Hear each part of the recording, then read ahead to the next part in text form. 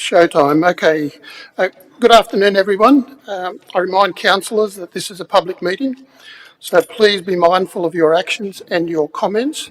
You should avoid making statements that might defame or offend, and note that a recording of this meeting will be retained online and in council's archives. Please turn off your mobile phones and or onto silent. Filming and photography are not permitted in the meeting. Anybody observed to be filming the meeting may be asked to leave. I now declare the meeting open at 5:01 p.m. We have a quorum of 4 members of the Economic Development Committee out of the 7 members, so we will progress.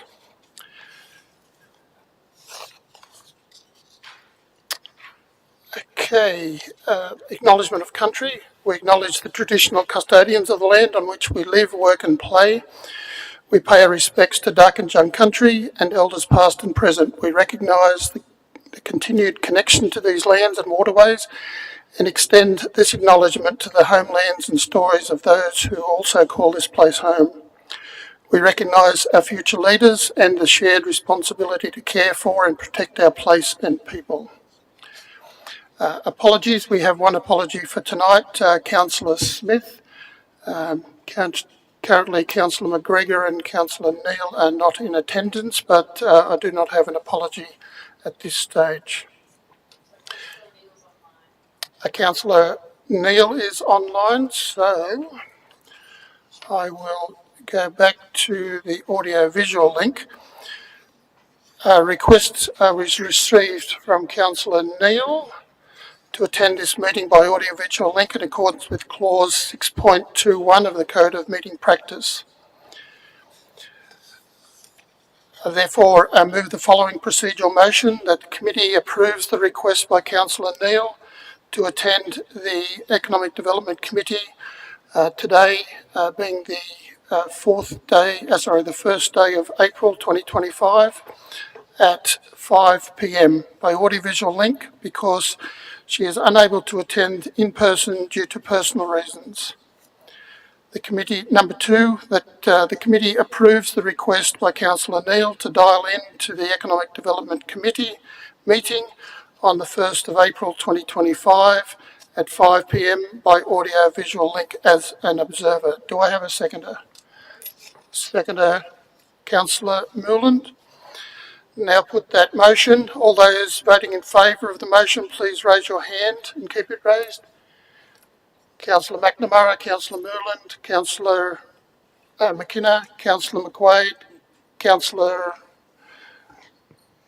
Neal. I declare that motion passed. Councillor Neal, can you hear us? All good? You're on mute at the moment, but just raise your hand. Everything okay there? I think I'm getting a nod. Disclosures of interest. I now ask committee members to disclose any conflict of interest they may have in the items on tonight's agenda. Firstly, myself, I confirm that I have no conflicts. Mayor McKenna, please confirm any items that you have conflicts in. Nell for Mayor McKenna. Councillor McQuaid. Nil conflicts. Yours is showing, so turn Councillor Moreland, you want turned off? Yep. Now, Councillor Moreland, please confirm any items. Okay, why aren't we going? Okay, Councillor Neal, any conflicts? I can't speak. I'm on mute. I can hear you. Oh, can you? Yes. Okay. Any conflicts? I'm shown as mute. I have no conflicts of interest on the. Thank you. Paper. Okay. Confirmation of minutes. I now call for removal of the recommendation as the motion.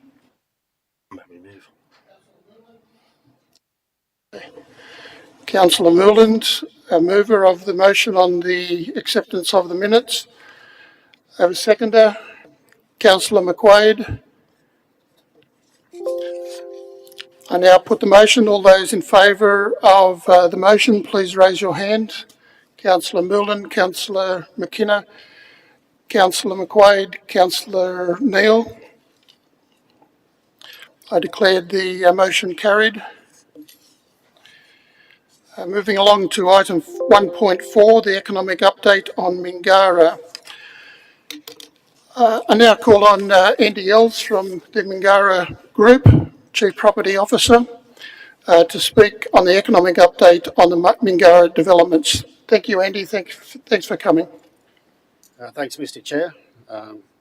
Thank you, Mayor Laurie McKenna, and councillors, and thank you to the staff for allowing us to present today. My name's Andy Yelds from Mingara Leisure Group.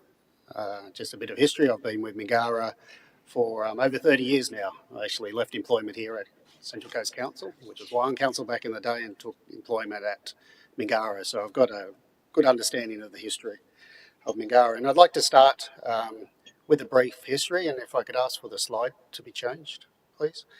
Back in the 1990s, the vision of the Mingara executive and board was to develop the land that you can see, which is named the Mingara site. And the vision was to create a world-class recreation, entertainment and leisure facility, so we could make a significant contribution to the quality of community life. Back then we probably didn't really realise the impact, although we did know that we were subdividing some of the land to allow other development to happen in the immediate area as well. And I'll just go through that. The precinct today includes Mingara Recreation Club. Sorry, I'll just actually explain the land. So you can see Wyong Road to the top of the page. A bit hard to see, but you can see where the tree line starts to your left or the west. That was the boundary of the property. And you can see Hanson's Road just faintly before some of the vegetation to your right. And then to the south, I can't actually recall how far south we went, but we had a bit of land down there as well. So on that site, we've developed Mingara Recreation Club, 30,000 members now, which represents 15% of the Central Coast adult population. Mingara Aquatic Centre, which was jointly funded by Wyong Council to help us deliver that for the region. Mingara Regional Athletics Centre, would you believe that was opened 25 years ago? Now we're coming up to the end of our first term. We're about to talk to council about taking up our option. And on that side, we've been able to accommodate the Central Coast Academy of Sport. We have a nationally recognised fitness centre with 4,000 members. We now have an 86-room hotel that's just opened in December last year. Sapphire Hair Salon, Diamond Beauty Salon, Black Belt Martial Arts School, and Success Physiotherapy. Now, the other developments that happened on the site, which really could only occur due to the catalyst and the confidence of the Mingara development, includes McDonald's, KFC, Hungry Jack's, Subway, Domino's, BP Service Station and Convenience Store, Tumby Tyres, Tumby Car Wash, Mingara Medical, Kids Zone, some surrounding residential developments, mostly to the west of the site. Glengara Retirement Living that now has 320 units and 70 assisted living units. And it could be argued that the Central Coast Mariners may not have been a successful bid had it not been for the world-class home facilities and training facilities that Mingara was able to provide. And we all know the significant impact that has had on the Central Coast economy. That last group that I read out obviously is not operated by Mingara, but as I said, it's due to the catalyst of Mingara being developed on that site and some land that we subdivided. Next slide, please. Some recent developments that you may or may not be aware of. The Mingara Hotel, which is Encore by Mingara, that is a 4-star plus 86-room hotel.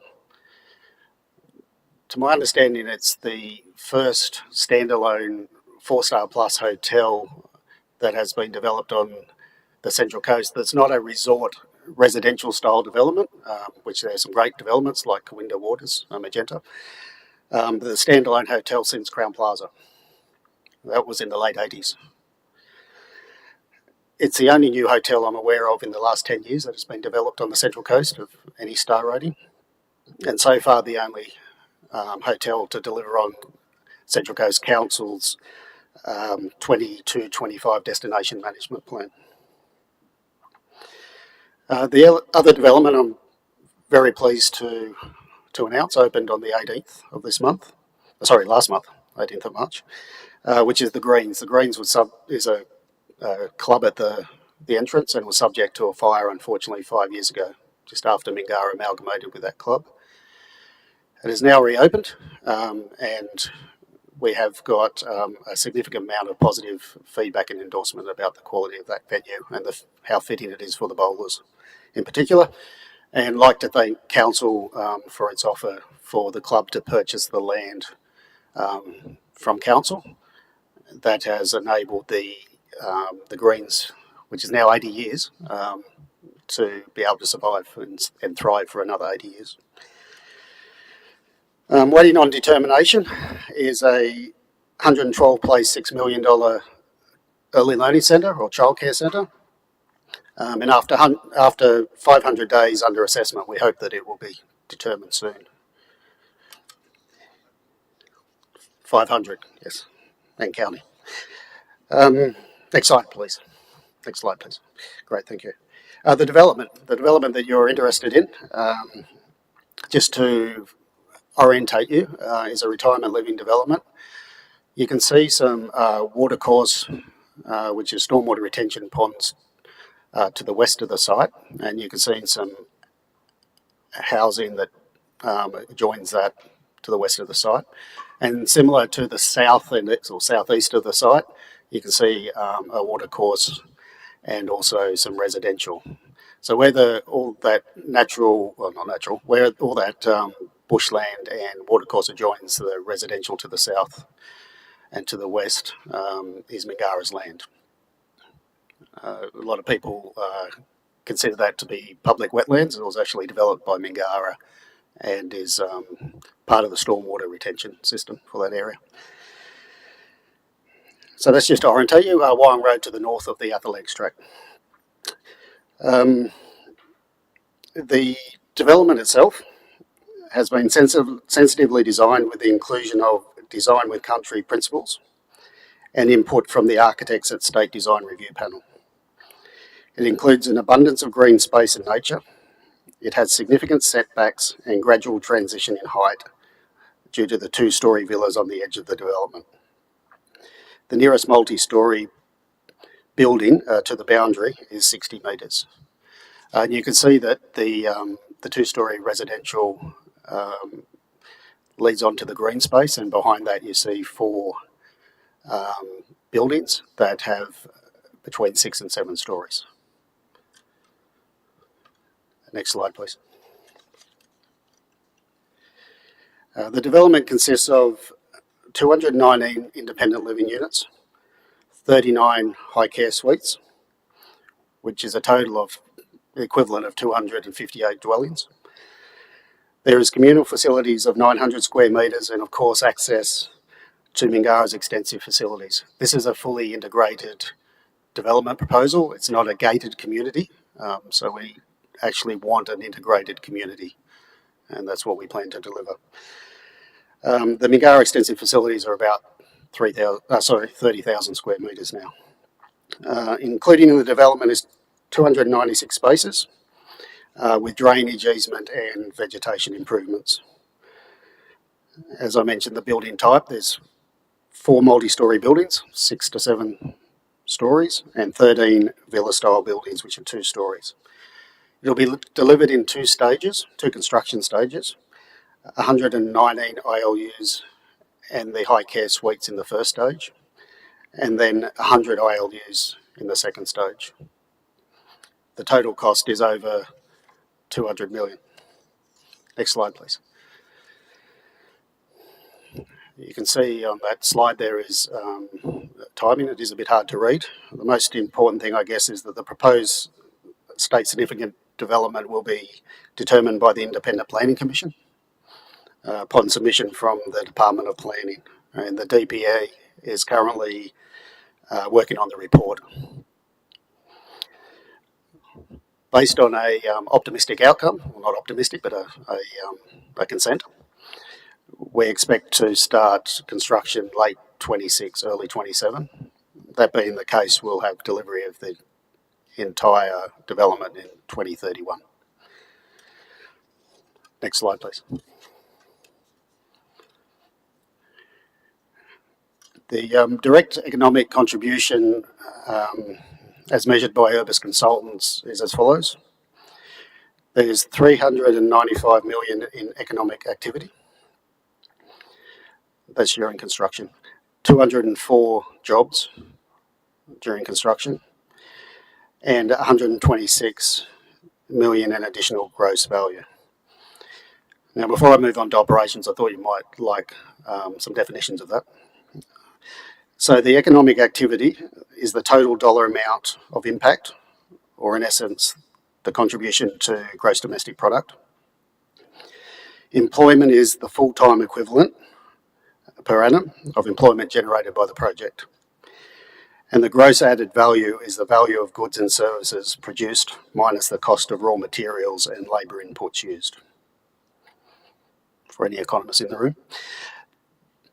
The operational per annum benefit is 11 million. There's 19 ongoing jobs, either directly in the village or supporting the village. And there's about 5 million in additional gross value per year. Next slide, please. Sustainable economic development requires alignment with stakeholders. The development is aligned with Central Coast Council's local strategic planning statement, the affordable and alternate housing strategy, positive ageing strategy, economic development strategy, greener places strategy, and open space strategy. It also aligns with New South Wales government strategies and objectives, including Central Coast Regional Plan 2041, Future Transport Strategy, Better Placed, Green Places Design Framework, and these are New South Wales health objectives, the Ageing Well in New South Wales, and Caring for Community Plan 21 to 31. Next slide, please.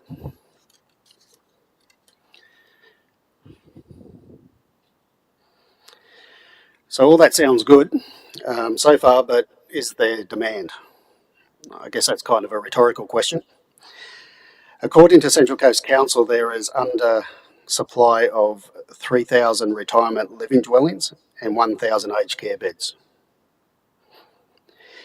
In addition, market research carried out by Marketability indicates that most of the existing stock is dated and does not meet market expectations. So there's a twofold issue there. One is current shortage and then the need to improve the existing stock. 28% of Central Coast population is over 60, and retirees are the fastest growing group migrating to the Central Coast. We have a real problem. And it's a problem that needs sensible and expedited solutions. Next slide, please. The social and economic benefits. This is research done by the Property Council of Australia, and I'll let you all read that at your leisure if you can't see the screen. But one of the key ones is that retirement village residents feel better connected to their community, friends and family. Those that do report feeling happier and more active. And part of that means that helps with the ageing process and keeps people out of aged care. And that aged care, each year that we can stop people going into aged care, it's measured, saves about $40,000 a year to the economy. It's also exciting for Mingara because we're all about community connections. The 219 units will contribute 2.3%, which doesn't seem much, but it's something, towards the 9,400 new dwellings target for the Central Coast National Housing Accord. And the development provides housing for elderly that is fit for purpose, freeing up larger homes for families, which is also desperately needed on the Central Coast. Next slide, please. And finally, what will Mingara do with the profits that are derived from a retirement village operation? We'll continue to make a significant contribution to the quality of community life. Thank you. Thanks very much, Andy. I've got a question regarding the expected gap in the retirement living dwellings of 4,200, and I think you said this is going to provide just under 300 of those. That's a big change or big gap to fill. The process to do this sounded like it's like 10 years to get something like this through. Is there anything in that gap, the fact you went through state planning, that we could hurry up any future developments in this aged care area? Yeah, look, I think one of the issues we all face, and it's outside of, I guess, all the authorities that make the determination, is the policies around what could impact retirement living. So, for example, one of the issues we're working through with the DPE at the moment is flooding and the impact on the residents. Now, the actual Mingara site itself does not flood. The flood mapping does a small section, but it doesn't impact the retirement living. The issue in that particular scenario is the PMF, the probable maximum flood level, means that if you have a 1 in 100 flood event, the surrounding roads are impacted by it. And so the authorities are worried that that means that the elderly can't get out if they require hospitalisation. Now, that's a reasonable and valid concern. But in terms of trying to resolve that takes a lot of effort, and you don't get much support from the authorities. So that's just one example. The amount of policy and hoops that developers need to go through is excessive. Mingara, both on the retirement living development, the early learning centre, and also the ILU, has a benefit in that we own the land. In many cases, we've already got the main services run in, and so we don't have that holding cost. I'd hate to be a developer who has to manage the holding costs through these delayed development assessments. I understand, Councillor McQueen. Thanks for your time, Andy. Appreciate it.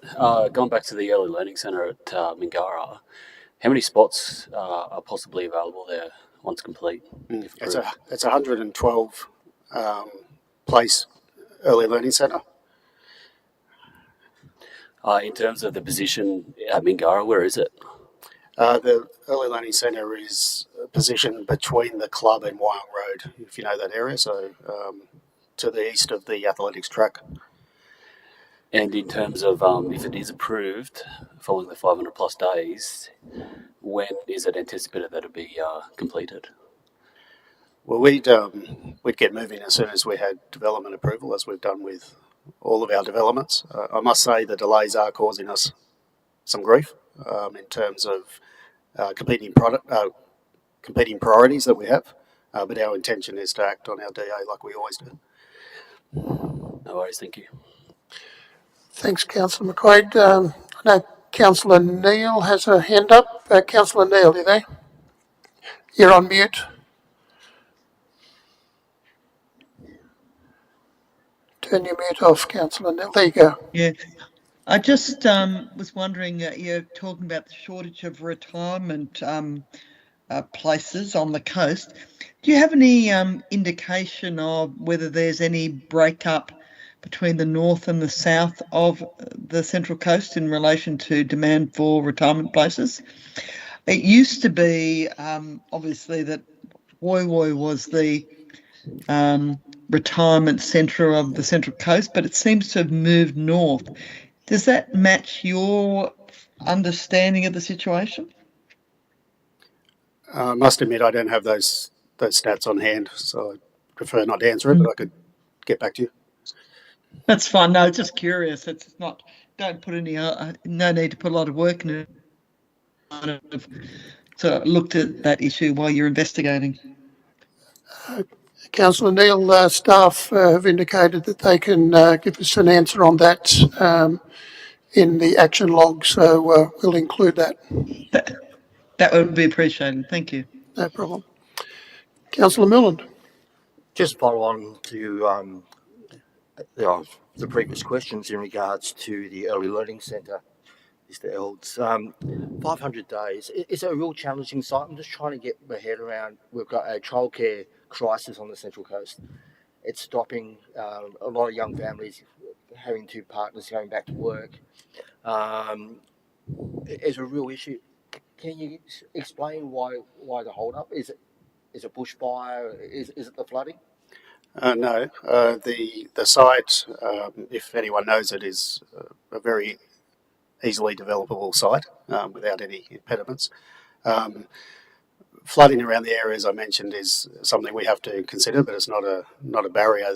The issue we've faced is, and I'm telling you what you all know, it's just in terms of the resourcing in council and the amount of time it takes once referrals go out from the planning officer or manager to actually get those referrals back. And then if there is an RFI that comes out of that and we respond to it in the time frame required by council, then it takes a long time to get a response to that RFI as well. So it is, I would put it down to resourcing. It's not a difficult DA to assess. Thank you. I suppose it's more of a statement than a question. You said it achieves 2.3% of our region's housing goals. I think the story is bigger than that. It gets a lot of families out of their 4 and 5 bedroom houses into more appropriate accommodation, frees up those other homes for young families moving into the region. So that shouldn't be lost on our council. So looking at alternative types of new accommodation on the Central Coast, it really assists the region to free up that stock to address the housing issue as well. So I think when we're looking at aged care and retirement living and alternative living arrangements with the manufactured parks, we need to think about the big picture when we have a look at those type of projects. And finally, Mr. Chair, maybe this committee can have a look at what we can do to start fast tracking childcare assessments. It is a critical issue. It's an economic development issue for our region. And I think this is a really good case study where it seems like a very good proposal on the surface from what we've seen. 500 days, is it a resourcing issue? Should we be looking at finding some resourcing, whether that's outsourcing, to fast track those developments? I agree, Councillor, but I think we would push that to the Planning and Environment Committee if we're talking about actual assessments and times. Certainly want to know about the economic impact of it all. Councillor McQuaid. Yeah, just quickly, going back to the design and the western side of it, I guess the green space and the paths. Looking at the picture, is that available to the public? For dog walking and general exercise and whatnot. Yeah, completely.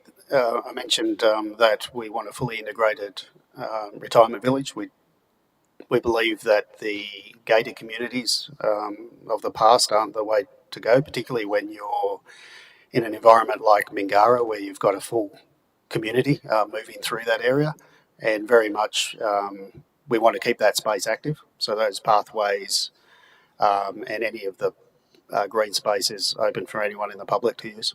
So the access points, I can't quite see them. Are they from Wyong Road or are actually on Mingara land or? Correct, to access the retirement living, but obviously we'll need the appropriate easements for those accesses to be maintained. Okay, I think that's everything. Thank you very much, Andy, for your time, and well done. Thank you. Great, thank you. Thank you for your time. So, councillors, we've got a recommendation on the paper here that that the committee notes the economic indicators. Wrong number. Council note the presentation. Do I have a mover? Again, Councillor Merland, Councillor McQuaid as a seconder. I'll put that to you now. Councillors, Councillor McNamara, Councillor Merland, Councillor McQuaid, Councillor Neal, Councillor McKenna. Thank you very much. Declared carried. Councillors, we're over to 1.5, economic indicators. I'd like to invite Melanie Smith, Director of Community and Recreation Services, to speak to the report. Thank you, Mr. Chair. I'll hand over to Mr. Andrew Powery, who's the Business and Economic Development Manager, to take us through the presentation. Can I have the next slide, please? So in this session, I will cover off what the indicators are showing us across 3 data sets: the labour market, employment, unemployment, and some trends around some of the other indicators. The property market trends, primarily on the rental market, but also a little bit in terms of the house sales market. And then I'll finish up with a third point in around Opal travel data, so who's travelling out of work, travelling out of region for work. Next slide, please. So onto the labour market. Next slide, please. Now this slide has got 2 elements that, actually one up, please. You did a double. The round circles there show some headline indicators. From the left as you're looking at them, the actual number of employed on the coast, then the employment to population ratio, which is the percentage of those working compared to the total population. The third one is unemployment, the actual number. Next to that is the percentage, and the participation rate is those who could be in the workforce that are actually working, so based on age related. The bottom bar chart goes back to January 2019, and the blue bars show participation rate, so those who could be in the workforce who are, and the orangey line shows the unemployment rate over that period of time right through to January 2025. The key insight here is since the last quarter of 2023, there has been an upward trend in the unemployment rate. Participation is holding pretty much okay in the last 6 to 9 months, but we're now sitting at 4.9% unemployment for the region. That trend's been really mirroring the cash rate hikes over the last 18 months or so. Next slide, please. Now this is comparative against a host of neighbouring and Greater Sydney locations. So the left hand shows the number of total unemployed, and you can see what's sitting in the middle of that chart with just over 8,000 unemployed. We're pretty close to our neighbouring Lake Macquarie and Newcastle LGAs. And on the right hand side, it then shows the unemployment rate based on a percentage. And we're just sitting underneath the top third there along the way. But having said that, the slide is quite micro. So we're sitting at 4.9%. The average is probably about 3.84%. So it's about a percentage point along the way. And this trend has been consistent in terms of all rates moving up in that last 18 months or so. Next slide, please. Now this shows participation rate, again, those who could be in the workforce who are working, and then those who are working relative to total population on the right hand side.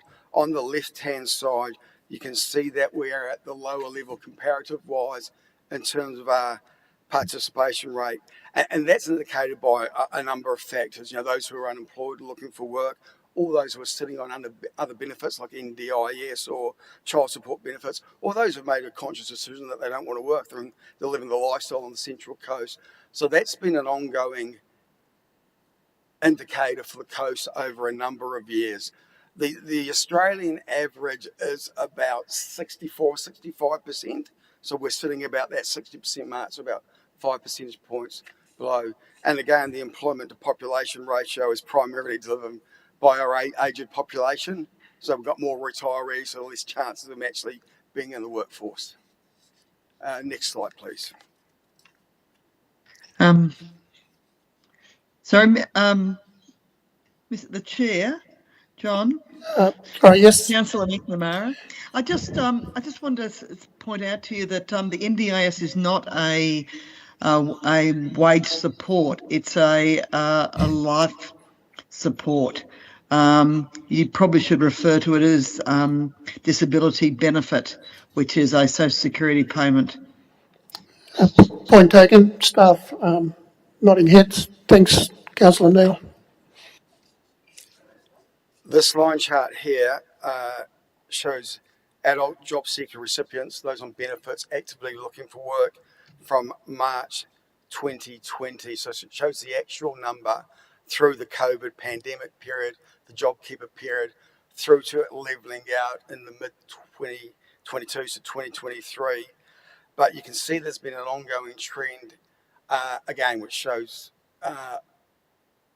similar to the unemployment rate percentage from September 2024, 23 to 24. The December to December year-on-year rate, December 2023 to 2024, showed an increase of about 1,000 recipients, so about 80 a month on an ongoing trend in that period of the cash rate hikes as well. So there's been a consistent increasing trend. Well, not at significant numbers, but there's generally been a softening in the market in terms of those on the benefits. Next slide, please.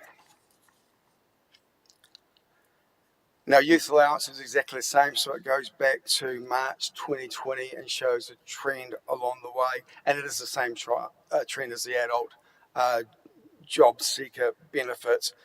From December to December, there's been an increase of an actual number of 200 youth, so that's 15 to 24 from the age range band, and that's been about 17 to 20 youth a month, again on a consistent trend as per the adult trend. Next slide, please. Now, there's two pieces to this chart. The left-hand side shows job seekers and youth allowance as a percentage of the population. So anything that's kind of in the orange-red area means there's a higher percentage on average. You can see the really red piece in the northern environment, and that's Wyong. So Wyong sits at 7.3%, but there's more of a leaning towards our northern suburbs, northeastern suburbs of the LGA in terms of those, larger percentage of the total population on benefits. The right-hand side breaks down combinations of suburbs, and it shows that anything red, orangey is showing a month-on-month increase for the month in question, which was February 2025. So it shows the trend is still continuing in terms of more people moving on to benefits. Next slide, please. Now, this slide talks to jobs advertised in the marketplace, and you can see that there's been a downward trend since September 2023. So this is all internet advertised jobs, primarily Seek, but a handful of others as well. And it goes back to 2020. You can see we had that big increase up to the middle back end of 2022 as we recovered from the pandemic. Then it dropped down to a new normal 2022 to 2023. But the trend again has been following unemployment numbers and percentage youth allowance and the period of the cash rate hikes as well. Numbers are still relatively okay at just under 1,500 per month. The rectangle shows job types by industry classification, and anything red or orange shows a month-on-month decrease. And you can see for the month of February that the vast majority of the less jobs advertised in the month previously. So all the trends are saying the same thing about a soft market in terms of the labour force. Next slide, please. I will now move on to the property market, primarily the rental market, but also some numbers in terms of what the house sales trends are across the coast. Next slide, please. Now, this has got 4 pieces, so I'll talk through it. The top left-hand map shows vacancies, rental vacancies, as a percentage of all rental properties in the suburbs. So dark red is 0%, light red is 2%. So you can see that across the entire LGA, we've got no more than 1.8% of rental properties available compared to the entire stock. The bottom line and bar chart, the blue bars show the actual number going back 2.5 years, and the red line shows a percentage. So you can see that the trend has been sitting around 1,000, 1,500 properties in the last 2 years or so, but in the last period of time, we've seen the average drop right down in terms of percentage to around that 1.5%, 2% mark. And they say that 3% is the baseline bottom value along the way, so we're under market equilibrium. The right-hand top chart shows the number of renters by broad sub-region geographies, and the bottom bar chart shows via postcode those percentage of those who are renting, and how much of their medium income they spend on rent.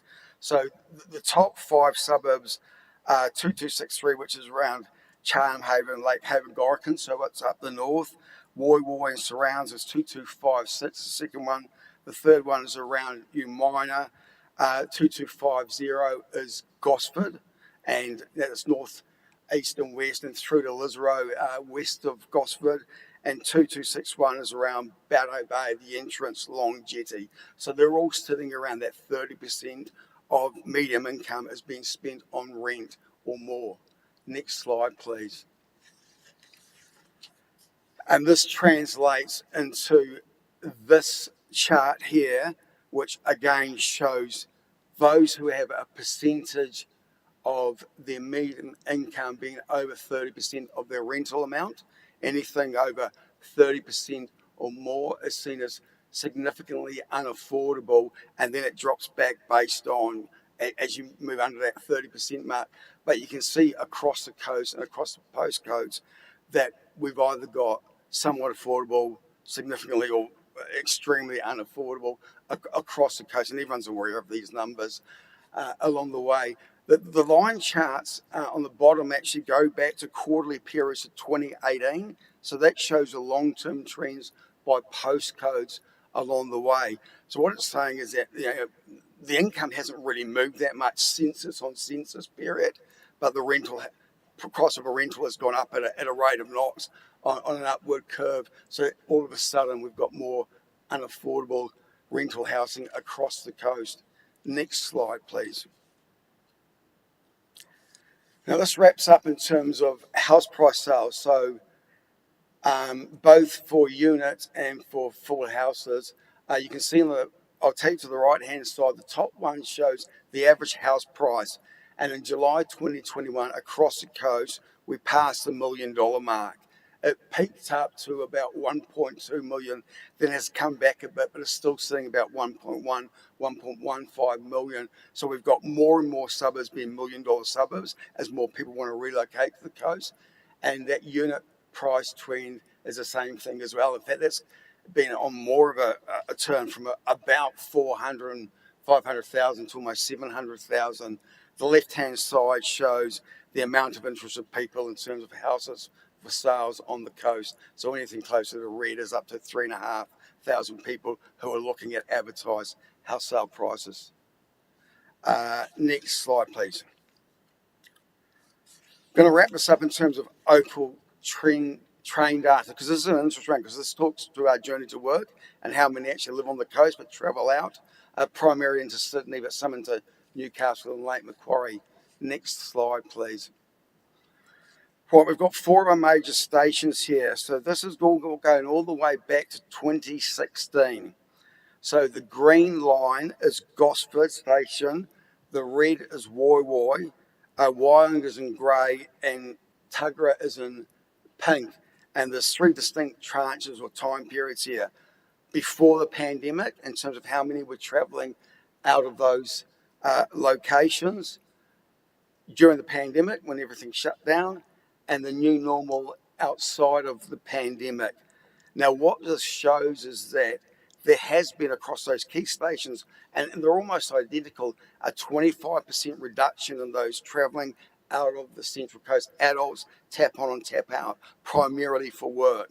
So the work from home situation, the new normal, actually means we've got a more self-sustained economy because people are actually living in the LGA for 2 or 3 days a week as opposed to travelling out 5 days a week. Right, next slide, please. So here's a quick summary. So we've got increasing consistent unemployment trend, absolute numbers and the percentage, and this has been consistent across the state and comparative locations. Our labour force participation and population ratios are a little bit down compared to other locations, and we've seen not a significant but a general trending upwards increase in terms of benefit job seekers and youth allowance recipients, and advertised jobs have been on the decline in that same period of time, which I said before, talks to the fact that we've got a bit of a softened labour market at the moment, which is consistent across the country, to be quite honest.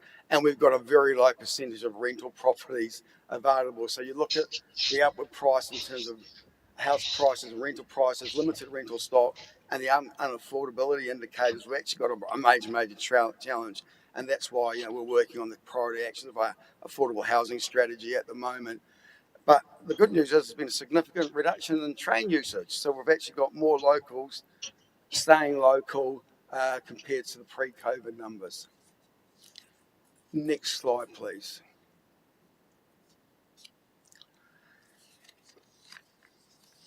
Now, when the committee was looking at some of the lag indicators in terms of what we were looking to measure in the economic development strategy year on year, there was also a conversation about what other data sets we were looking at. An early thought and question provoker is our thought process is we look at annual reporting in terms of what has historically been in the economic development strategy. So those big lead indicators around population, jobs, self-containment, local, household income, and the GRP numbers. And then based on the data sets I've just shown, quarterly we come back to the Economic Development Committee and talk about what the labour market's doing, the property market, their travel data. We've also got some good retail data and our short-term rental accommodation data, so who's visiting the coast, along with business trends as they're updated from the Australian Bureau of Statistics in terms of GST registered and deregistered businesses. Next slide, please. So thank you very much. Questions, comments? Thank you, Andrew, for excellent presentation and the data sets. Fantastic. Congratulations to you and your team. The question is, we've got some really good data there and identifies a number of areas of disadvantage in our region. How are we using that data within council to look at addressing those issues? There's two pieces there, Councillor Moreland. Anytime we're putting in a submission for a grant or any opportunities to optimise some of council's programs or initiatives, people will go to me as a data source within the organisation to share that along the way. We're actually, I was talking to the events team yesterday, and I've been using my external data scientist to look at our signature events. Microphone. Closer? Yeah. Along the way. So I'm pulling some data around the impact of Chrome Fest and the Heritage Festival. But our Regional Economy Task Force, which has 17 agencies that sit around federal and state government and big regional agencies, I present the economic data updates as they come by every fortnight to that group. So state and federal government are getting real-time updates on these numbers. I'd just like to add a piece to that as well. So that data gets used from a social context. So working with various community service networks and those sorts of things, we rely on that data to actually help them target their programs and offerings that they have to support the community. Thanks, Director. Councillor Neal, got your hand up? Yes, I have to say what really came glaringly to me from those figures and quite frightening for our community in terms of the financial pressure they're in, is that the household income is virtually stagnant since the figures on that document, and the cost of housing is substantially rising, and I'm assuming that the community is largely paying the same for things like groceries. Electricity's gone up, so that not only is the community at large under intense pressure, but the Central Coast community is under financial pressure. And has any work been done on the issues around the stagnation of the household income?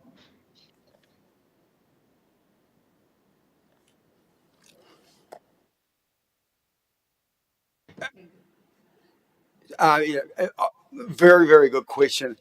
At the end of the day, when it comes down to the brass tacks, it's about we need more jobs, selling more products and widgets, and we need more businesses coming in. So the better level of employment opportunities for locals in the LGA, the better the opportunity to, widen that gap between, the financial hardship and not along the way. So really, it's about driving, business growth, business development, and new investment into the region, which is an ongoing challenge. Our major challenge is that we have 95% of our businesses that have 4 or less staff members. So we've got an inverted pyramid of a whole lot of micro businesses. So there's always a challenge for them to grow because they're small operations, but a very, very good question. So it was more a question about what the council is doing in that regard. I mean, this is not a new problem, but it's not just that there are less jobs. And in fact, our unemployment rate isn't substantially lower or higher, I should say, than many other areas. But it appears that on the Central Coast, even if you do have a job, you're likely to be paid less than someone in Sydney. Have we done any work on what the drivers for that? I mean, probably not, but I think it's something that I certainly would like to look at. Councillor McQuaid. Thanks, Andrew, for your insights there. I really appreciate it. It was very good. Just quickly, something I'm really passionate about as a small business owner on the Central Coast, and something that my industry in particular is struggling with, is finding skilled labour. Just firstly on the stats, is there any separation between employment rates on the coast and where they're employed at, either on the coast, in Sydney or Newcastle? Is that separated anywhere, or is it just an overall figure? You take it on notice. I'll take it on notice. I think we can cross-tabulate to get to that level, but I'm just not sure what level we can get to. But I will take that on notice and definitely come back to you. Yeah, thank you. The second point, I really think local government, in particular us here, can come up with some sort of strategy to help either youth or anyone get into the workforce, into local workforce, say, for instance, our businesses, whether there can be, if we employ local people, an easement on rates or whatever, I don't know what it is, but to attract us as business owners to employ locals and to help us as well financially. I know it's not, really in the wheelhouse of local government, but I think we could be leaders in this area to get local people working locally, if that's something possible that we could work on maybe. Through the chair, so we can certainly incorporate that into the revision of the economic development strategy that we're bringing back, and have some targets around that and some actions around that. Can I just go back to the point that Councillor Neil raised earlier about the disparity between wage salaries in Sydney and the Central Coast, and how that contributes to a poorer quality of life? I think there's 2 pieces to that. There's one of them which is we need to have a look at the data and have a look at the comparison and see what that actual disparity looks like between number one and number two. I think there's a bigger political piece around that about, politically, how do we support businesses to get more support to grow and thrive on the Central Coast as opposed to having to relocate to other areas. Councillor Milland. Just thinking, Mr. Chair, that this should be a standing agenda item on our committee moving forward. There's some really valuable data here, and to Councillor Neal's point, and my fellow councillors have spoken tonight, we should be using this data when we're looking at our programs, our new initiatives. We should be targeting areas of disadvantage. It's great that this data is being used, but I think us as councillors will make more informed decisions if we've got this data on a regular basis. I agree. Okay, the data that came out of there, and I'll just double check with Mr. Parry, but they're on the council website underneath the economic data. Maybe the director could point everyone in the right direction to keep having a look at that data and jump in a little bit deeper into that data, but it is all there on the council website. Director? So my understanding is the data is available on the economic development page on the website. We're just in the process of updating that data. Further to Mr. Parry's comments earlier too, we can bring that data back to you on a quarterly basis. So if that's okay That'd with be the committee, we fantastic. can use that as a standing. I think it's a valuable tool for the councillors. I'd also like to see some inclusion in our recommendations in our reports as well to council. If we're addressing an area of disadvantage, we should highlight that. I think it's really good for the community to see that we're trying to action not only what we're learning through monitoring this data, but we're actually listening and coming up with solutions for our local community. Thank you. And further to that, maybe adding in for those areas in the north of the council where it did show a large amount of unemployment is what we're doing there, not only in Huey Road with Winarch, but the airport and Mountain Road, where there hasn't been a lot of industrial parks created in the northern part of the council for a long time. So that certainly will go a little way to include in helping the unemployment rate. I was going to mention the Forgotten North because we hear about it a lot. However, it's not just the North.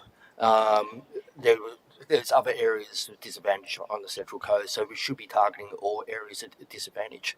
I think the northern part of our region is probably overrepresented, but there's people doing it tough right across our region.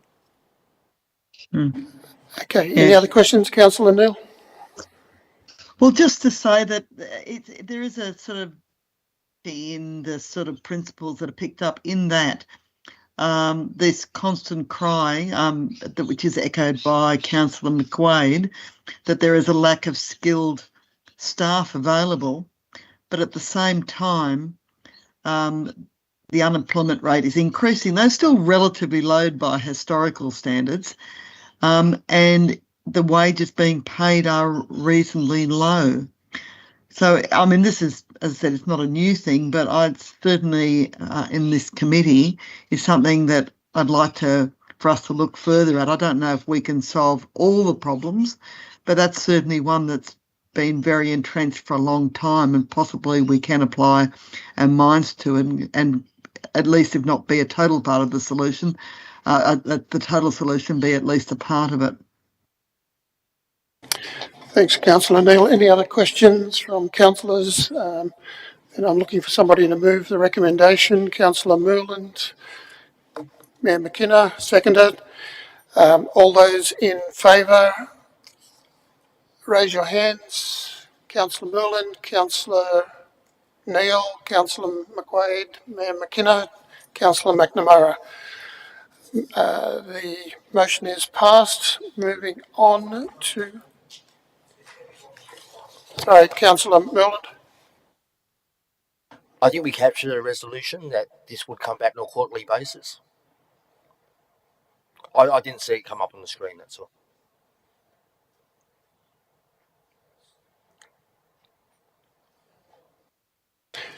So to staff update to the provided recommendation. The first recommendation was that the committee notes the economic indicators update report, and number two, that this report comes back on a quarterly basis for first time in May, June, July report. Okay, that's the updated motion from Councillor Mooland and Councillor McQuaid. All those in favour? Councillor Mooland, Councillor McKenna, Councillor McQuaid, Councillor Neal, Councillor McNamara. The update is passed. Carried. Okay, move on to item 1.6, Destination Management Plan. I invite Melanie Smith, Director of Community and Recreation Services, to speak to the report. Thank you, Mr. Chair. I will hand over to Sue Lettingham to provide the presentation. Thank you. Next slide, please. Thank you. Committee members, I just wanted to share with you this report. This is the annual progress of the actions within the Destination Management Plan. The Destination Management Plan's period was between the 2022 and 2025, adopted by Council in 2022. The Council has a role in enabling tourism with those plans and strategies to achieve positive visitor economy targets and outcomes. It has a shared vision for the Central Coast over the 4-year lifespan, and it relies on stakeholder collaboration for us to achieve some of the outcomes as set out in the plan. There's 42 aspirational projects within the plan, 17 priority projects, and these have been set out across 6 themed action plans. Today I'm just going to give you an update of that progress. It's very high level. The details of all the actions within the plan are in the attachment to the report. Next slide, please. Pleasingly, overall, the plan's progress to date has increased the value of the Central Coast visitor economy and positively impacted on key visitation metrics. The visitor economy status in 2024 demonstrated substantial growth that has been achieved since the pre-COVID period. The latest domestic tourism data for the year ending September 2024 shows that total visitation to the Central Coast is 5.2 million. Total overnight stays are 5.5 million. And our total regional expenditure is sitting at 1.3 billion. This is a 21.5% increase compared to the year ending September 2019, which was just pre-COVID. The domestic overnight travel, which doesn't appear on the front of this on this slide, but was in the report, is 4.8 million, with the average stay of 2.7 nights, spending on average about $493 per visitor. So overall, the results show visitors are spending more and exploring the coast. In relation to the DMP, I just wanted to highlight from the year ending September 2024, in comparison to September 2021, when we set the original targets for the DMP, overnight visitation domestically has grown by about 34%, which is 24% above the set target of 10% within the DMP. And another metric that we had in the DMP was also the increase in domestic expenditure, which came in at 63% at the end of September 2024, which is 48% above the set target of 15% in the DMP. Next slide, please. Progress in 2024 saw completed actions increase by 19, reaching 24 completed to date. So there's a remaining 18 actions, 15 are underway and due to be completed in 2025, with a small number potentially continuing into the future years due to the complexity of the actions that are outlined, and 3 actions which were were a bit more long term. We're not going to meet their deliverables by the end of 2025, so we're looking to include these actions into 2026 at the new DMP. They were the development of an arts and cultural precinct, the implementation of car park monitoring infrastructure, and identifying critical infrastructure needs and developing a visitor infrastructure investment plan. Some major project highlights in 2024 have been the successful eco certification advancement. An audit happens every 2 years in relation to our eco certification. Can we just go back Yeah. a little bit when you talked about car parking? I think Councillor Millen's just got a quick question for you. I'm so sorry. My apologies. Just a question. We're getting a lot of feedback from the local community, businesses, tourism operators about the challenging state of car parking in our region. How far progressed are we in those studies? Because it's become critical, especially in areas such as Gosford, Terrigal, etc. People are parking all day. Umina? There's a lack of enforcement in the Gosford CBD. We've got probably 100 or so tradies that are parking in the main street every day, taking trade away from businesses. It's become a real critical issue. I know you said it's going to be carried over, but have we started those studies, and are we looking at potential solutions?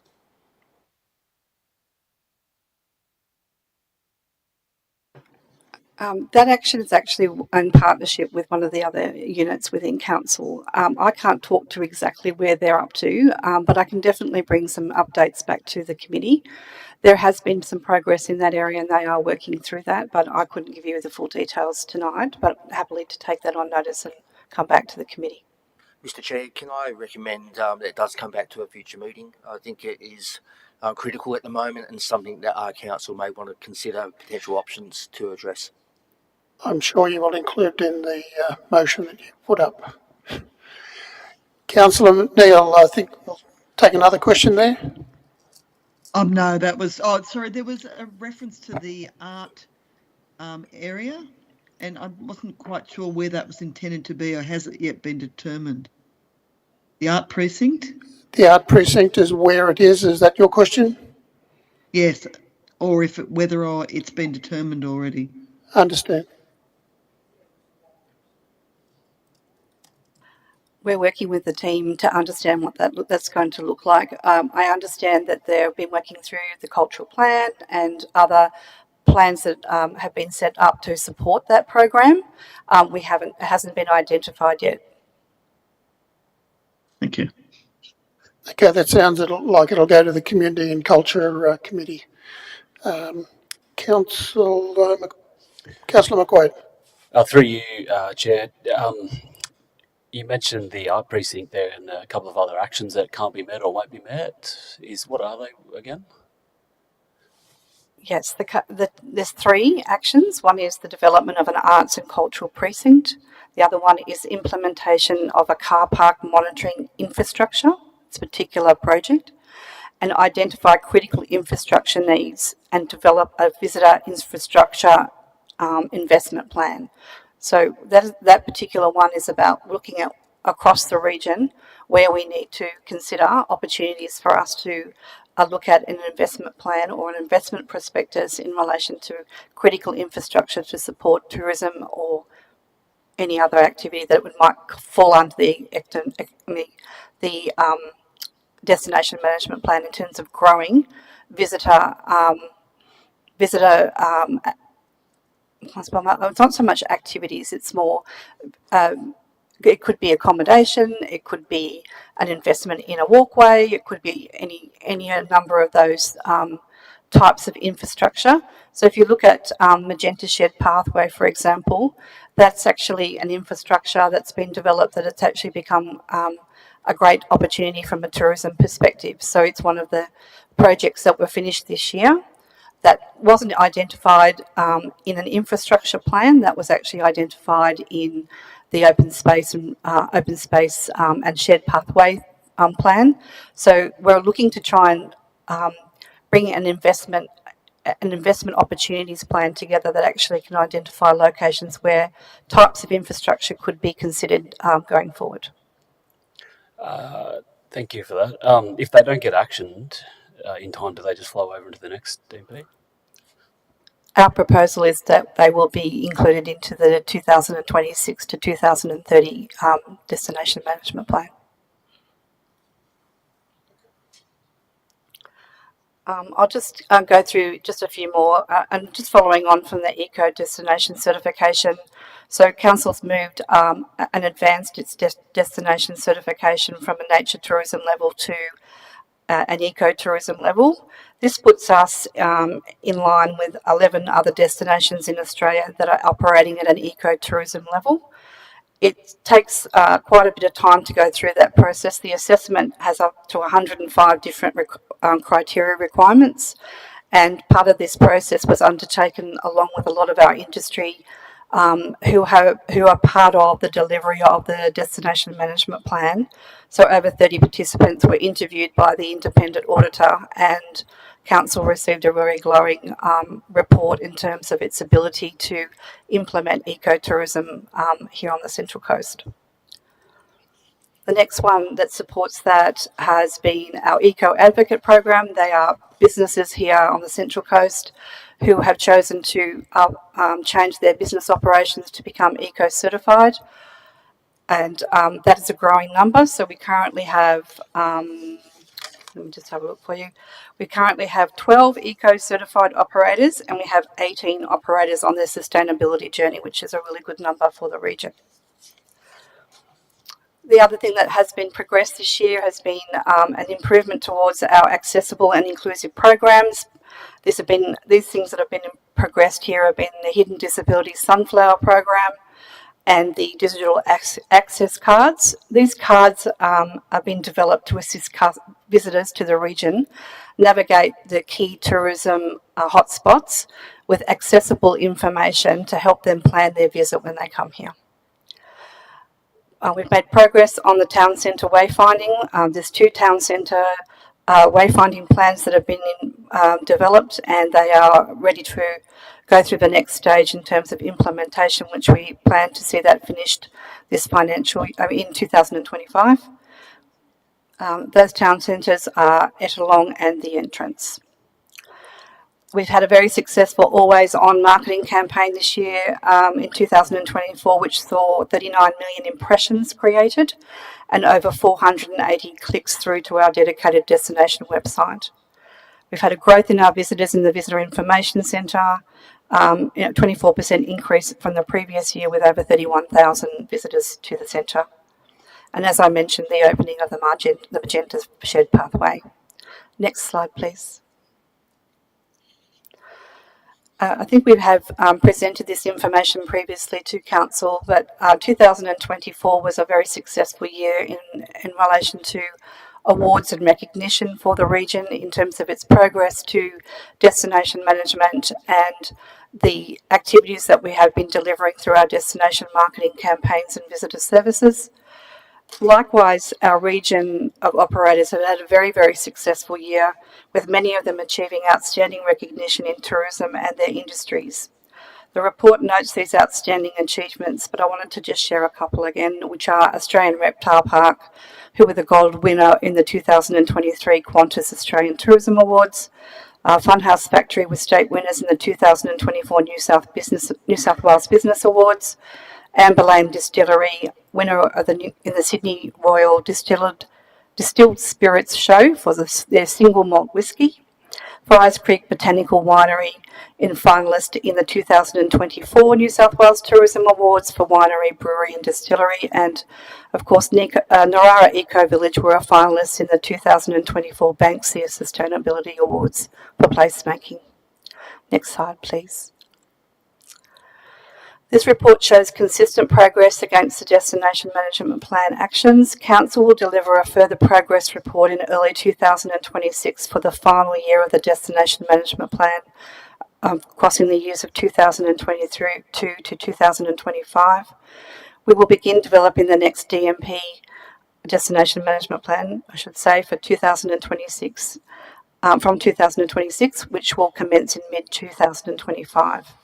We'll be doing this through engaging with our industry, our community and direct key stakeholders to ensure that we are meeting the evolving needs of visitors, businesses and residents on the Central Coast.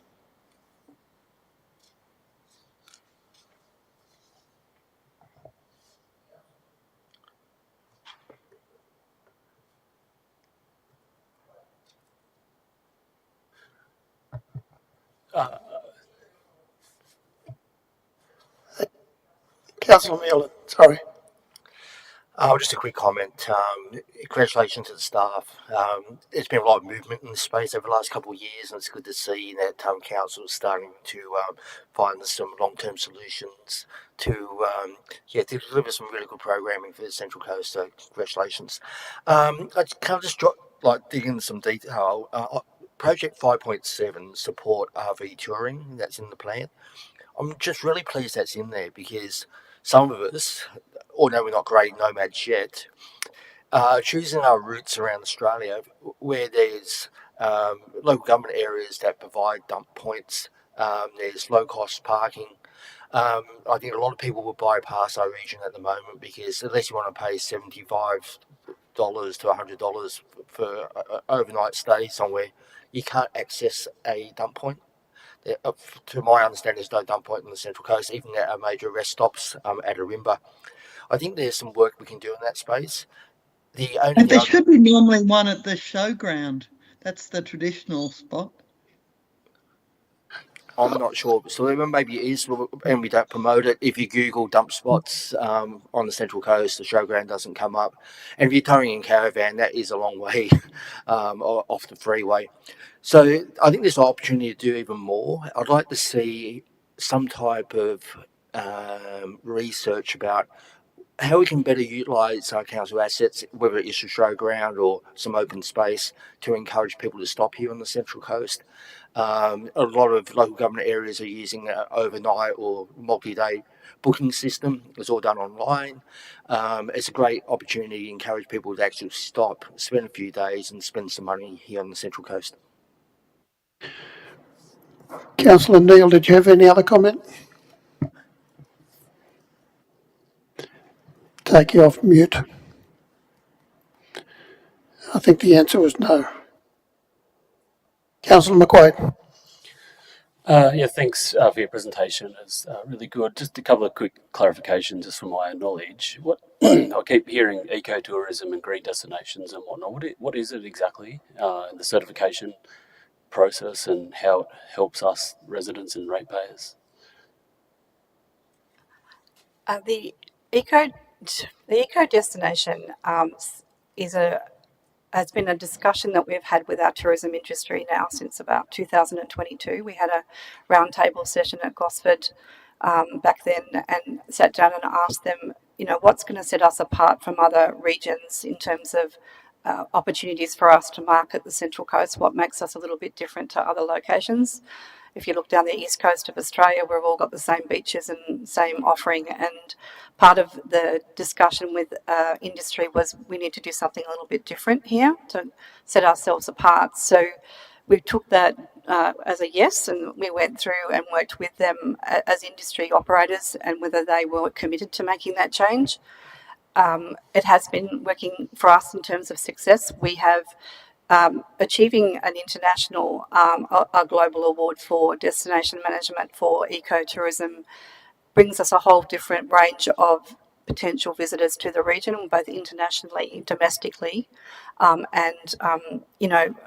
Because we're bringing them something a little bit different, that they're looking for a more immersive experience when they come to visit on holidays. They are looking for an opportunity to be somewhere a little bit different than where they live and try something a little bit different. And part of the opportunity that we have here on the Central Coast is we coast to hinterland gives us a broad range of opportunities for us to enhance our visitor experiences, both things that can be done for free, whether that's walking through our Strickland Forest on a lovely swing bridge, or whether that's having another Instagrammable moment somewhere else within our national parks. They play a really important role on the offering for visitors in terms of having something a little bit different to go to. And for the visitors that are coming in, particularly our international market, the growth and change in our food and wine offering, or a food offering, the opportunity to actually immerse yourself into nature has become a really key point of difference for the Central Coast. Thank you for that. So it was more a strategic decision back then. Is it possible to use that as leverage moving forward, obviously, to enter different markets overseas? And further to that, is it possible or has there been any work done to utilise industry, say up in the Mangrove Mountain area or whatever, to utilise and turn that into a tourist destination as well? We have two studies that we undertook just prior to COVID. There's a RV feasibility study, and there is an agritourism study that was done. And we're looking to progress these now that those markets are starting to open up for us, and slightly differently than what they were before. So we're going to use that data. We're going to check in with to make sure that it's still current and there's nothing that's changed. But we will work that into the next destination management plan. We are showcasing the Central Coast at a Australian Tourism Exchange at the end of April into early May, and we've been working closely with our industry. We had a session down at Glenworth Valley about 2 to 3 weeks ago with those that were interested in international ready products, that were interested in actually being part of that marketing strategy for ATE. They're on board to do that, and those that are working on their product to be internationally ready were part of the workshop and got some learnings through that process of what they need to do to be ready for that international market. The markets that are opening up for us internationally are still Southeast Asian market, but predominantly also the UK market, America and Canada. Through you, Mr. Chair, to the staff.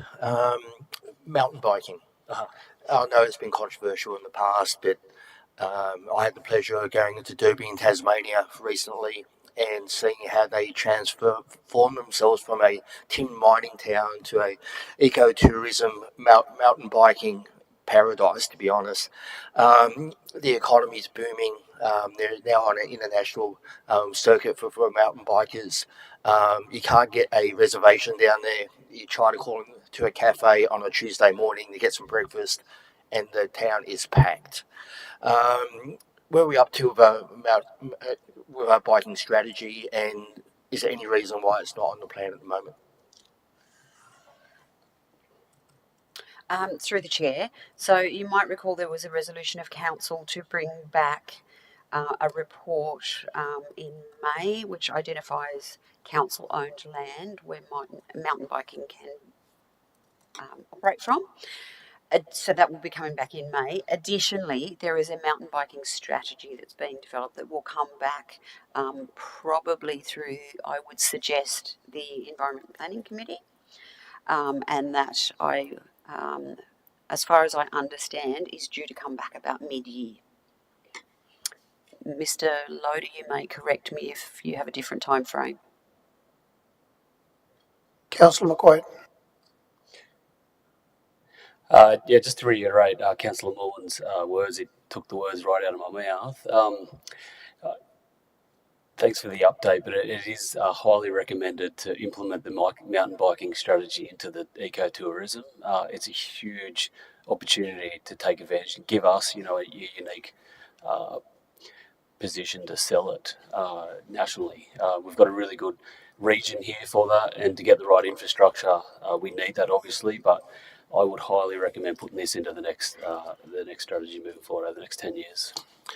Thanks, Councillor McQuaid. I've got two questions. I may have missed something, but I didn't see anything on sports tourism in the report at all. Did I miss it, or do we need to put it in? What's happening? When we developed the DMP back in 2022, it didn't come up as a key, strategy for us to move forward. However, a lot of the work has been undertaken with our open space and recreation team driving sports tourism through the Tuggerah Regional Sporting Complex. So it's something that we've got on the list of consideration for the next DMP. Okay, thanks. I've been talking with Sports Central Coast and they're eager to get on board.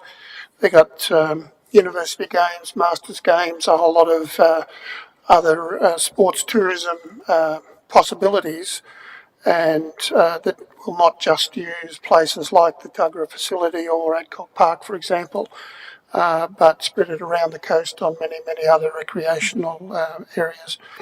The other thing is, when I travel overseas, the first thing I do is download the app for the city that I'm going to, Is there a Central Coast app? Because I know you've got plenty on the website, but for people, tourists coming into the coast, have we looked at, I suppose, redoing the website as an app? Currently, the website is mobile enabled, so that it does come down into a mobile friendly version. It is something that we're actually going to have a look at, because one of the things we find with our visitors is we want to market to them before they come, we want to market to them while they're here in region, and we want to make sure we follow up with them when they leave. So it is part of the program for us to have a look at what's viable for us to use. Thank you. Any other questions from councillors? Councillor Neal's left the meeting. No, all good. Okay, we've got a recommendation, motion. Councillor Milton, did you want to add to what was there, did you say? Thank you, Mr. Chair. I'd like to move that a report be presented to Council in regards to the options to address parking issues impacting businesses in our town centres. Just wait for staff to add that. Just help the staff there, Councillor Milton. I'll just run through it again. A report be presented to Council in regard to options To the committee. to a. To the committee. It's up to you, Mr. Chair. I'd It'll like be to the get in front of committee. Council as soon as we can, but Take my recommendation. maybe take your recommendation to the committee in regards to options to address parking issues impacting businesses in our town centres. Issues in our town centres. Yeah.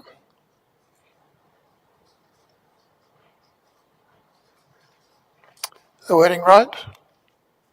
I'm happy with that. You got a seconder? Councillor McQuaid, seconder.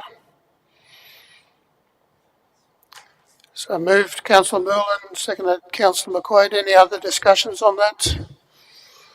I'll take that as a no. All those in favour, raise your hands. Councillor McNamara, Councillor Merlin, Mayor McKenna, Councillor McQuaid. I'd declare that carried. Let's move on. Time is running out. We are up to 1.7 DA statistics.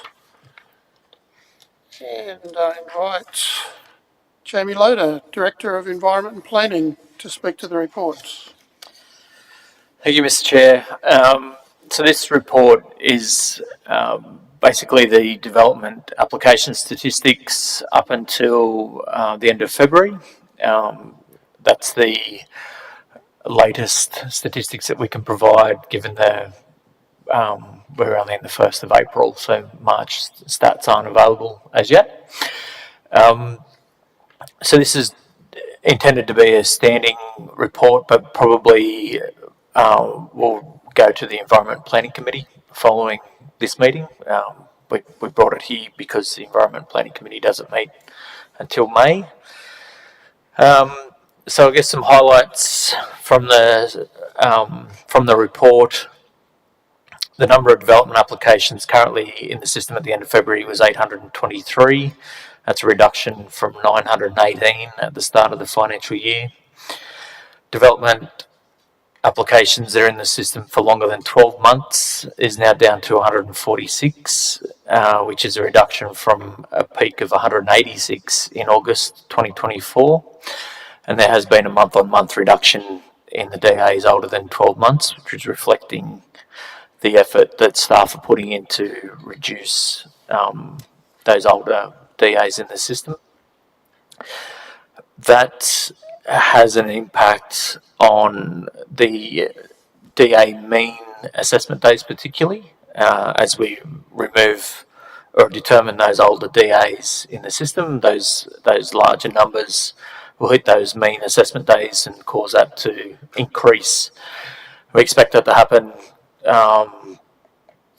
for a number of months until that number of older DAs has been dealt with. So importantly, the numbers that we're focusing on internally are really around the DAs that are within the system, DAs older than 12 months, and to a lesser extent the median assessment days, which we hope will continue to decrease. The Land Environment Court matters, there's currently 36. 22 of those are deemed refusals, where the applicant has chosen to proceed to court rather than wait for a determination. 5 of those are refusals by either the regional planning panel or the local planning panel, which leaves only 8 that have actually appeals against the refusal by council decision, and there's 1 appeal against the decision of the Land Environment Court Commissioner. So that's a breakdown of those, and there's we've got dedicated resources in place at the moment that are focusing on those Land Environment Court appeals, reviewing those matters to determine if we can resolve those issues outside of the court process. But I'm happy to take any questions.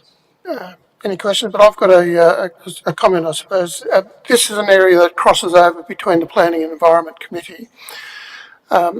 Where we want to look at is the economic impact of the development assessments, especially the delays.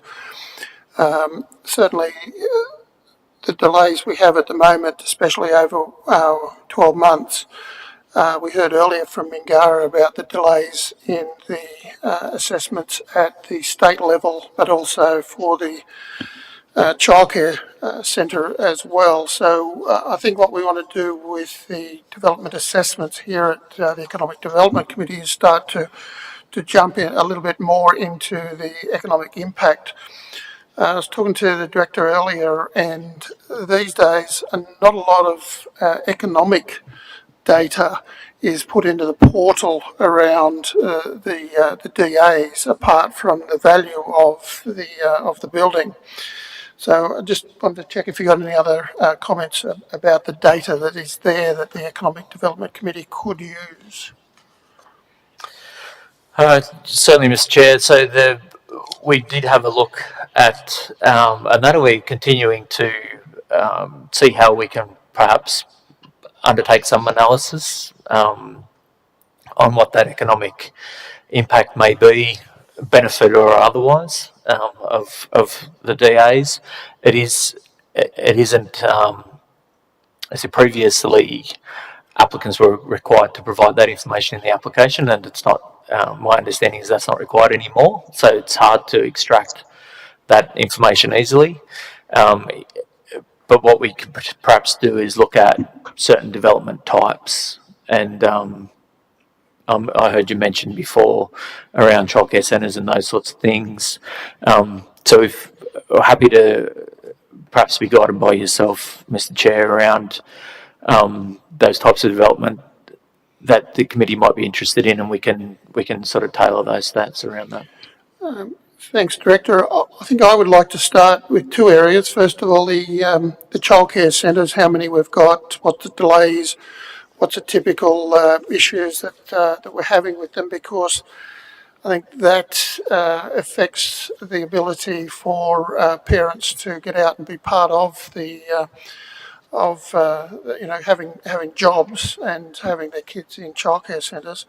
And of course, the other, as we heard this earlier, was the aged care area. If we're going to have over 4,500 gap in the building of aged care centres, that is a big issue. And to Councillor Merlin's point, maybe there's a lot of people want to move into the smaller aged care facilities rather than staying in a 5-bedroom house that could be sold to young families. So that's 2 areas, I think. If we were able to extract some kind of data, that would assist. Councillor Millen. Thank you, Mr. Chair. I think the aged care inclusion with kindergarten is absolutely essential. I'd also like to get better understanding from the planning department how potentially those type of applications could be fast-tracked.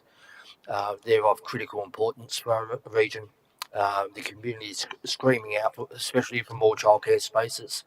And I think once they understand the importance of more aged care coming on board as well, I think they would like to see that fast tracked as well. So, whatever that process could be, whether we look at employing consultants for those type of DAs, that type of assessment process should be considered as a priority here on the Central Coast. Thanks, Councillor. Councillor Neal. I'm not sure if this is the sort of data you were thinking of, but I think it's worth throwing in there. One of the issues that's been raised with me in recent times is the shortage of available industrial land. I know that sort of tends to be something that ebbs and flows, but it would be useful to actually have a look at what industrial land is available for development. We used to have a problem in Gosford City Council where there was a lot of land in theory available, but many of them had impediments to development. So when you actually shook them out, there really wasn't much. So I would find some data on what industrial land is available on the Central Coast very useful, particularly if we're going to take up the Premier's call for more manufacturing on the coast. Thanks, Councillor. That's noted. Councillor Milne again. I'm happy to support Councillor Neal's comments, but I'd like to see the report in two parts. The first one is industrial land that's zoned, and a second report about what's serviced as well, because that's probably the biggest critical factor about industrial land is the servicing of that land. So let's identify the zone land, and then let's look at what's serviced or ready to be serviced, and how we can bring services to that other land. Okay, thanks, Councillor Milland. Noted from the Director. Any comments? A couple of comments. So, just in relation to the development assessment times, I just want to put on record that we acknowledge, that things haven't been great, and certainly, as I mentioned earlier, we're dealing with the backlog of DAs. There's going to be there are those DAs in the system that were lodged at that time when we had very short on resources and significant turnover and reduction in staffing levels. And we're working through that as a legacy issue. What we're focusing on as well is, and now we have increased our resourcing in that space, we'll start to see improvement in that area. But it's just going to take a little bit of time. Okay, so I think the plan that's in place is the right one, and we'll continue to track that obviously through the stats that are reported to this committee. In relation to the industrial land, there's the employment land strategy that's currently under development, and with our strategic planning unit. And that's looking at those areas, and I agree with your comment around the difference between industrial zone land and industrial zone service land, because they're very different things. And a lot of the challenges that we're experiencing, whilst there's plenty of land, it's not only water and sewer servicing. That's one aspect.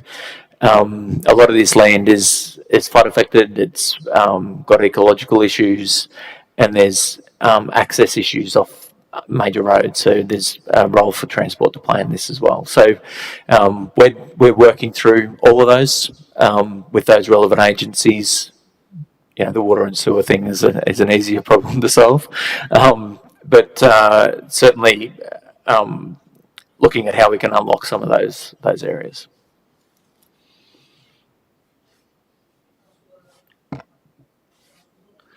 Just quickly to you, Mr. Chair, just in relation to Mr. Loder's comments, I'd like to acknowledge the work that's been done, especially over the last 6 months. The feedback we're getting from the community, they are seeing change. Obviously, they'd like to see more change, but they do acknowledge there's change. The feedback from the developers forum over the last couple of weeks has been excellent. I think the main point was council acknowledged there was a problem, and they acknowledged that more work needs to be done. The amount of feedback I know I've received as a councillor has been incredible, and I think it's a really good start. The feedback about fast tracking certain types of DAs is more about a improvement process where we can put in place what is not criticism of staff. I think we all acknowledge there's staff shortages. There's a national shortage of engineers and planners, so that's not going to be an easy fix. But I think if we can identify some areas that we all agree as councillors are critical for our region, that may be able to assist the planning team to look at where they allocate those resources, those additional resources moving forward. But I just want to acknowledge the hard work and the feedback from the community. Thanks. Thanks, Councillor Millen. Councillor McQuaid. Yeah, I too wanted to acknowledge the hard work that the department has been doing in that. To spit out those figures that you mentioned, Mr. Loader, it's pretty good to bring them down. Under-resourced, everyone's stressed, tired, and to get those figures down, I just want to acknowledge that hard work and keep it up. It's only early on in the piece, but we'll get there. Just on the DA applications for childcare, back in February, I'm not sure how relevant these stats still are, but there was 13 DA applications under assessment that relate to childcare centres, and that wasn't including the Migara one as well, so I'm not too sure how up to date those statistics are. That was back on the 12th of February. Thanks, Councillor. Councillor Neil's got your hand up. Yes, so I'm sorry, Chair, but this meeting's gone over time. I have another meeting I have to get to. I have to apologise. I will have to leave early. With the indulgence of the meeting, there's one issue that I really should have raised as part of the minutes, but I missed the timing because I was fiddling with my all my controls. Yeah. There's an attachment in the list of items that are on the run sheet, which about the Gosford waterfront, and it says information was provided, and there's a link. But if you click on that link, it doesn't actually give you any information about the Gosford waterfront. I don't know if it's because that's all they gave us or whether there's been a mislinkage.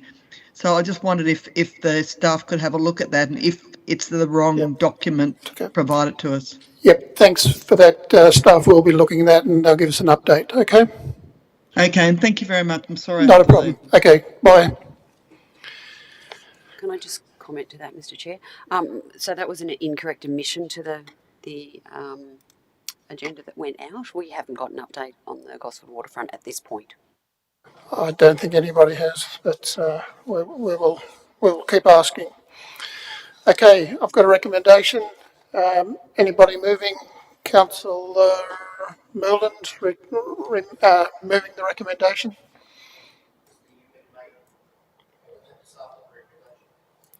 No. This is the environment planning one that we just finished. 1.7. Yep.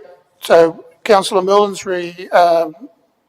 moving the recommendation, seconded by Councillor McQuaid. Any other comments? No. Those in favour?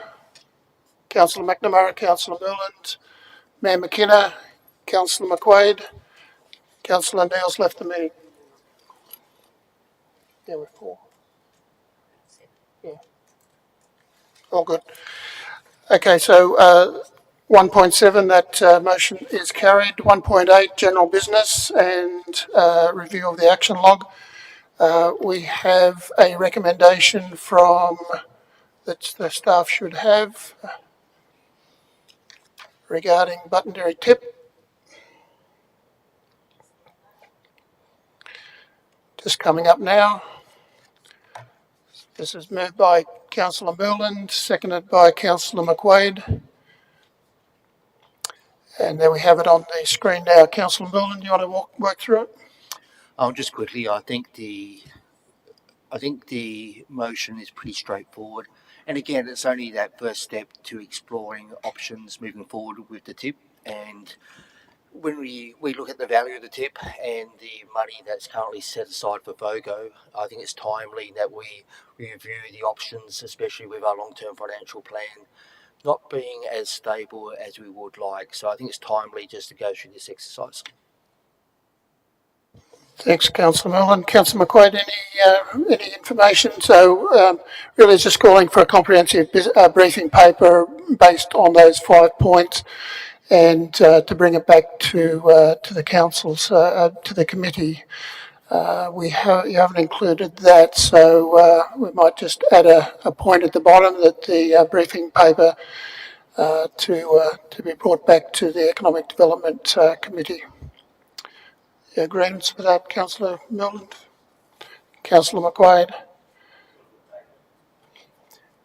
Do you want to put a date on a briefing paper? It's going to take a little while. I don't start pushing too many. You think 3 months is fair, Mr. Chair?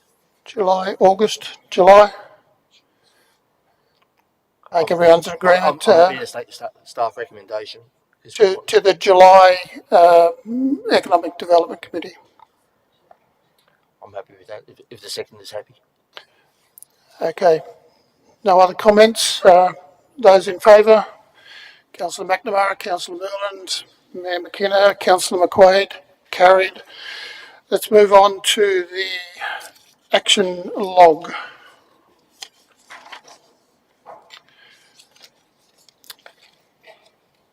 Any comments, any questions? We didn't get it till late, but was there any standout information that anybody needed explanation to? Councillor Milland? Can I seek clarification about the air show? When do we need to confirm arrangements with the air show with the organisers? Can I make a comment on that? The air show is already started to be planned for next year. Certainly as soon as possible as far as this committee, but the planning is done over a year out. Sorry, Director, did I cut you off? So I'll rephrase my question. Is there anything that we need to do as a council in regards to approvals for the air show to go ahead in the near future? Many approvals is the answer to that, depending on what their application is. I know that the last air show, which was very, very successful, I think got approved the day before, was my information. So as soon as we can start the process, if they are going to be running a air show next year, all the better to understand what is required. Any other comments? No. No other comments there. Okay. Any other questions on the action log? Any other comments from staff about the action log at all? I'll take that as a no. So we just have a recommendation or motion taking note of the action log. Moved Councillor Merlin, seconded Councillor McQuaid. All those in favour? Councillor McNamara, Councillor Merlin, Mayor McKenna, Councillor McQuaid. I think that comes to the conclusion of the meeting at 6:48. I now declare the meeting closed. Thank you very much. The next meeting, by the way, will be on 6th of May at 5 p.m. So that's 3 days after the election.